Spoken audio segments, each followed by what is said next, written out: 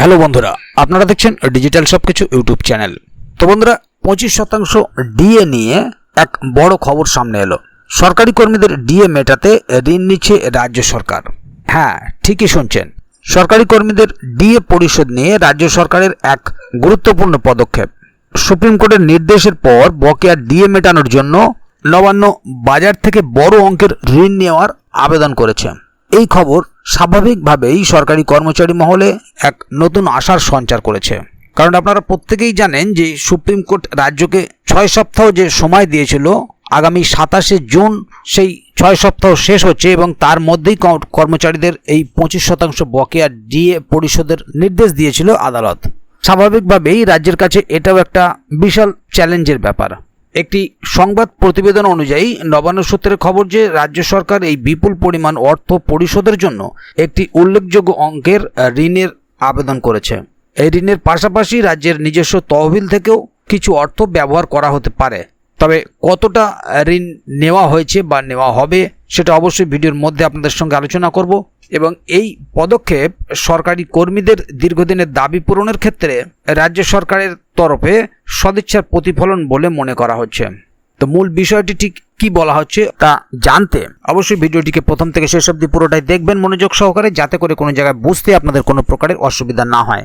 এছাড়াও আপনি যদি আমাদের চ্যানেলে প্রথমবার হয়ে থাকেন তাহলে অবশ্যই চ্যানেলটিকে সাবস্ক্রাইব করে বেল আইকনটি প্রেস করে অল নোটিফিকেশনে ক্লিক করে দেবেন, যাতে করে আমাদের চ্যানেলে যখনই কোনো নতুন ভিডিও আপলোড হবে তা সরাসরি আপনার কাছে পৌঁছে যায়।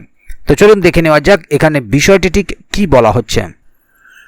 এখানে দেখুন একটি আর্টিকেল প্রকাশিত হয়েছে। WBDA পশ্চিমবঙ্গ সরকারের 4000 কোটি টাকা ঋণ, বকেয়া ডিএ পরিশোধের ইঙ্গিত। সম্প্রতি পশ্চিমবঙ্গ সরকার 4000 কোটি টাকা ঋণ গ্রহণ করেছে, যা রাজ্য সরকারি কর্মীদের বকেয়া মহার্ঘ ভাতা পরিশোধের সম্ভাবনার সাথে সম্পর্কিত। ভারতীয় রিজার্ভ ব্যাংক আয়োজিত একটি নিলামে এই ঋণ নেওয়া হয়েছে, যা রাজ্যের আর্থিক ব্যবস্থাপনার ওপর নতুন করে আলোকপাত করেছে। অর্থনৈতিক প্রেক্ষাপট ও ঋণের বিবরণ। আরবিআই এর মাধ্যমে পশ্চিমবঙ্গ সরকার 22 বছরের স্টেট গভর্নমেন্ট সিকিউরিটিজ এর মাধ্যমে 2000 কোটি টাকা সংগ্রহ করেছে।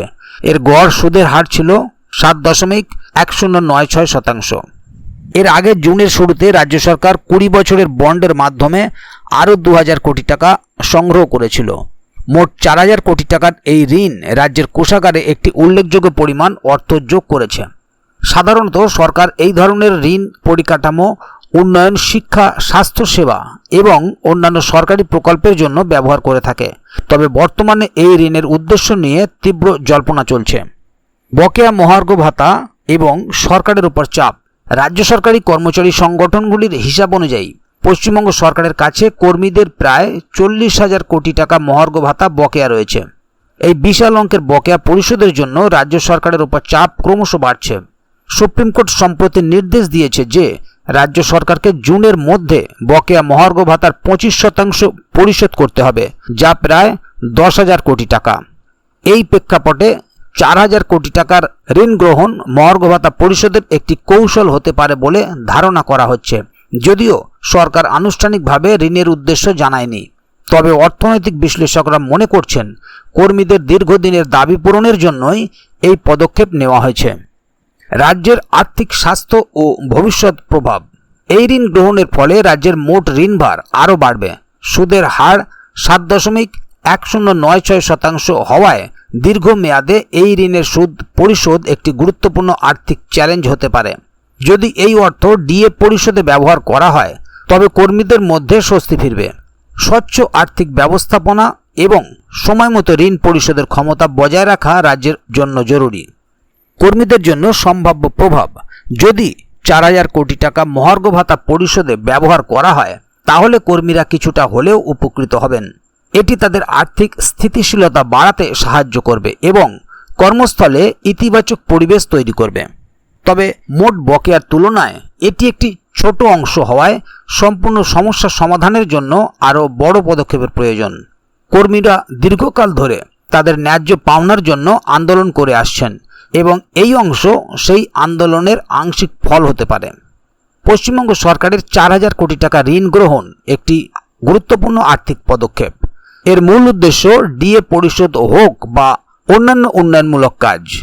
এই ঋণের প্রভাব রাজ্যের অর্থনীতি এবং সাধারণ মানুষের জীবনে সুদূর প্রসারী হবে। সরকারের উচিত এই অর্থের সুষ্ঠু ব্যবহার নিশ্চিত করা এবং রাজ্যের আর্থিক স্বাস্থ্যের ভারসাম্য বজায় রাখা। তাহলে বন্ধুরা বুঝতেই পারছেন এখানে মূল বিষয়টি ঠিক কি বলা হলো। যদিও এই 4,000 কোটি টাকা ঋণ রাজ্য সরকার কী কারণে নিচ্ছে সেটি আনুষ্ঠানিকভাবে প্রকাশ পায়নি, তবে এটি যদি ডিএ পরিশোধে ব্যবহার করা হয় তাহলে কর্মীরা কিছুটা হলেও উপকৃত হবেন। তবে এই ঋণ গ্রহণের ফলে সুদের পরিমাণও রাজ্য সরকারের কাছে একটি আর্থিক চ্যালেঞ্জ হতে পারে। যদিও এই 4,000 কোটি টাকা ঋণ সরকার কী কারণে নিচ্ছে তার আনুষ্ঠানিকভাবে কিছু জানায়নি, তবে কর্মীদের একাংশ মনে করছে এটি তাদের বকেয়া পরিশোধের সম্ভাবনার সাথে জড়িয়ে রয়েছে। তাই এ বিষয়ে যদি আগামী দিনে আরও নতুন কোনো আপডেট আসে তাহলে অবশ্যই আপনাদেরকে এই চ্যানেলের মাধ্যমে জানিয়ে দেওয়া হবে। সেই কারণে চ্যানেলটিকে সাবস্ক্রাইব করে অবশ্যই চ্যানেলের সঙ্গে থাকবেন, যাতে করে আগামী দিনে এ বিষয়ে আরও নতুন কোনো আপডেট আসলে তা সরাসরি আপনাদের কাছে পৌঁছে যায়। তো বন্ধুরা, আজকের গুরুত্বপূর্ণ ভিডিও আপডেটটি এখানেই শেষ করছি। ভিডিওটি সম্বন্ধে আপনাদের মতামত এবং আপনারা কে কোথা থেকে ভিডিওটি দেখছেন অবশ্যই কমেন্ট বক্সে লিখে জানাবেন। ভিডিওটি ভালো লাগলে অবশ্যই একটি লাইক দেবেন এবং বন্ধুদের জানার সুবিধার্থে ভিডিওটিকে শেয়ার করবেন, যাতে তারাও বিষয়টি সম্বন্ধে জানতে পারে। ভিডিওটি শেষ পর্যন্ত দেখার জন্য অসংখ্য ধন্যবাদ। আবার দেখা হবে আগামী ভিডিওতে। ততক্ষণ পর্যন্ত ভালো থাকুন, সুস্থ থাকুন। ধন্যবাদ।